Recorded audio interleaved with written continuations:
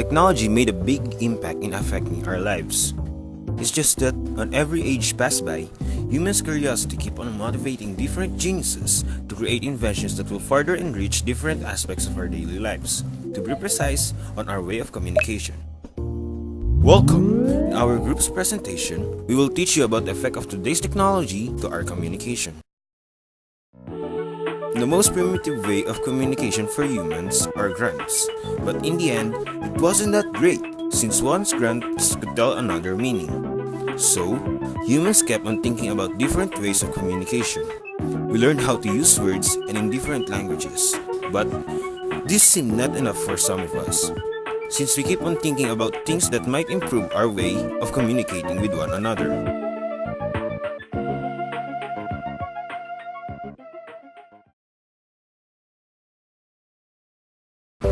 The modern telephone is the result of work of many people. Alexander Graham Bell was, however, the first patient to the telephone as an apparatus for transmitting vocal or other sounds telegraphically. Bell has most often been credited as the inventor of the first practical telephone. However, in Germany, Johann Philipp Freyes is seen as a leading telephone pioneer who stopped only just short of a successful device. As well, the Italian-American inventor and businessman Antonio Meucci has been recognized by the U.S. House of Representatives for his contributory work on the telephone.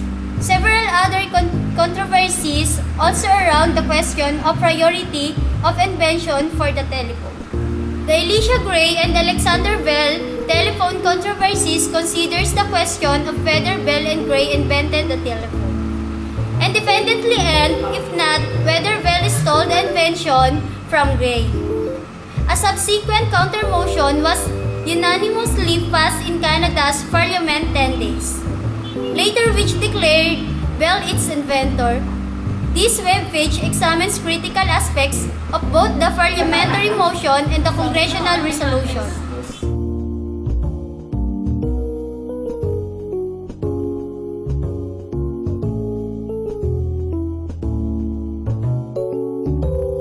In 1957, the Soviet Union launched the first satellite, Sputnik I, triggering U.S. President Dwight Eisenhower to create the ARPA agency to regain the technological lead in the arms race. ARPA appointed J.C.R. Licklider to head the new IPTO organization with a mandate to further the research of the SAGE program and help protect the U.S. against a space-based nuclear attack. Licklider evangelized within the IPTO about the potential benefits of a countrywide communication network, influencing his successors to hire Lawrence Roberts to implement his vision. Roberts led development of the network based on the new idea of packet switching invented by Paul Baran at RAND and a few years later by Donald Davies at the UK National Physical Laboratory. A special computer called an interface message processor was developed to realize the design, and the ARPANET went live in early October 1969. The first communication were between Leonard Kleinrock's Research Center at the University of California at Los Angeles and Douglas Engelbart Centers at the Stanford Research Institute. The first networking protocol used on the ARPANET was the Networks Control Program. In 1983, it was replaced with the TCP/IP protocol invented by Robert Kahn, Vinton Cerf, and others, which quickly became the most widely used network protocol in the world. In 1990, the ARPANET was retired and transferred to the NSFNet. The NSFNet was soon connected to the CSNet, which linked universities around North America, and then to the EUNet, which connected research facilities in Europe. Thanks in part to the NSF's enlightenment management and fueled by the popularity of the web, the use of the internet exploded after 1990, causing the US government to transfer management to independent organizations starting in 1995.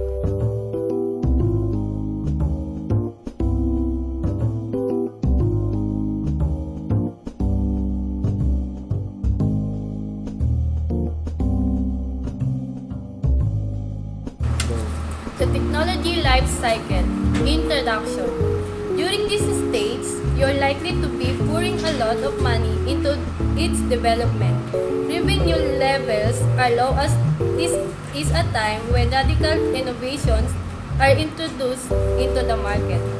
Typically, your customer can struggle to wrap their heads around your technology because it's your age, and give it a go because in the beginning you'll be attracting the interest of technology specialists, opinion leaders, and technology blogs. Growth.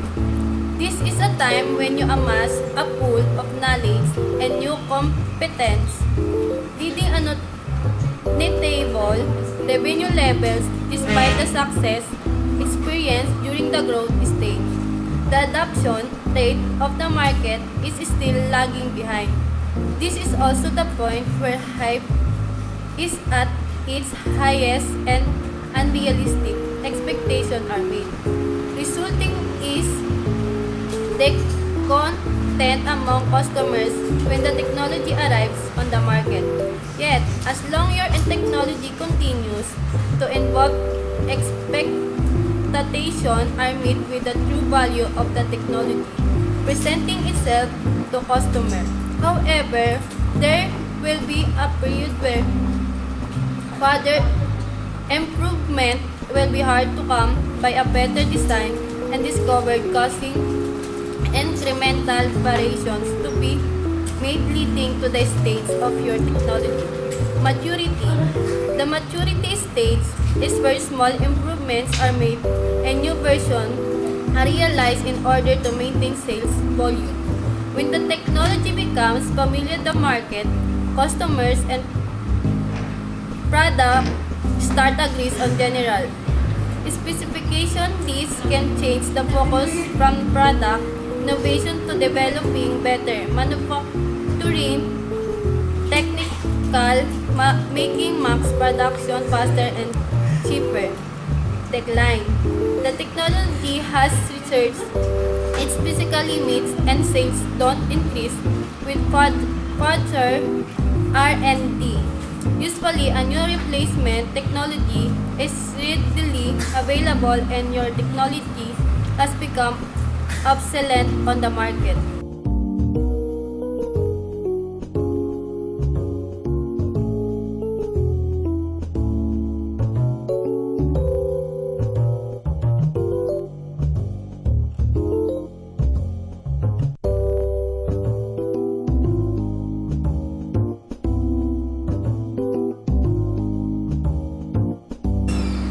Okay, now let's move on to the advantages and disadvantages of technology as we speak of today. And first of all, let's go to the advantages of technology. First of all, we have so-called access to information inside the internet.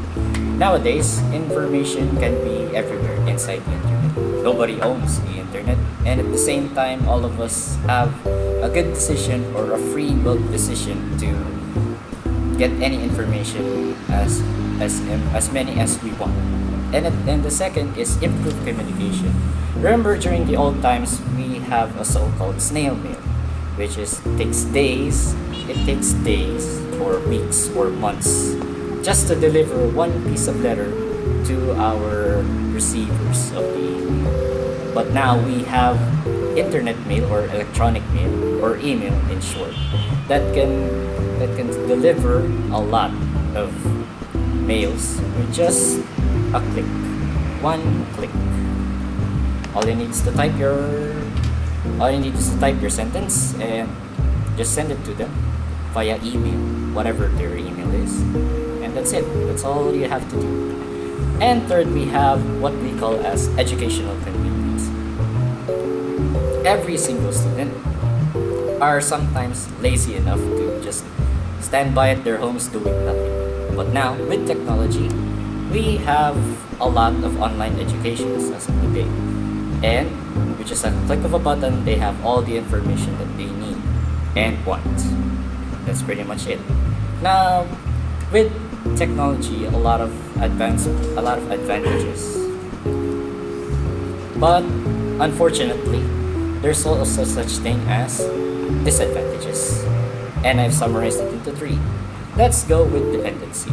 With dependency from the word itself, we can assume that everybody, well, not everybody, but many of us have been dependent on technologies such as devices. Example is phone, a laptop, or any kind of device that can connect to the internet, or end device, in short. So, with that, many of us lack the skills to use our minds to use stock knowledge, or at least remember anything that we have to learn, because many of us have been taking it for granted because with the use of the internet, we've been so much dependent on it that we start to remember less than before. And the second one is the value of human life, or actually lesser value of human work. With for that reason, it's so self-explanatory. We've been relying on machines to do our work because technology is so much more faster, efficient, and reliable than humans. Although we can do the same, but we're not really. But we're really. I'm not saying that we're slower, but machines are just really faster than us. And at the same time, machines don't get tired. All they need is repairs. But humans have more needs than just a machine. So that's a very big disadvantage to humans because they get fired for being so slow at work, or at least that's what their bosses judge. And finally, we have number 3, which is technology is actually a major distraction to everybody.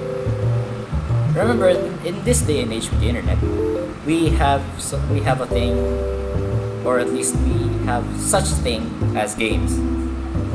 All of us have it, and we get so distracted at games, we lose our priorities. And at the same time, we played so much games, and that's all we wanted to do with our technology as of today, which is so much removal of work, so much tardiness, so much laziness, and yeah, that's pretty much it. But do I blame them? No. It's just really an advantage disadvantage thing. That's it. Yeah.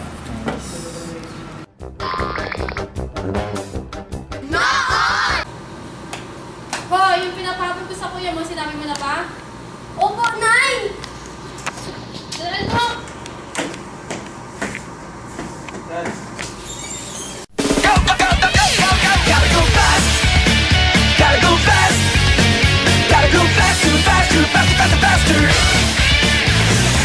Moving at speed of sound, we try quickest hedgehog around. Found ourselves in a situation, stuck in a new location. 3 hours later. Kuya, yung itlog pa daw, sabi ni Nanay. Hoy, yung pinapatol ko sa kuya mo, nasabi mo na ba? Opo, Nay! Wait lang, i-text mo. Magpo-post muna.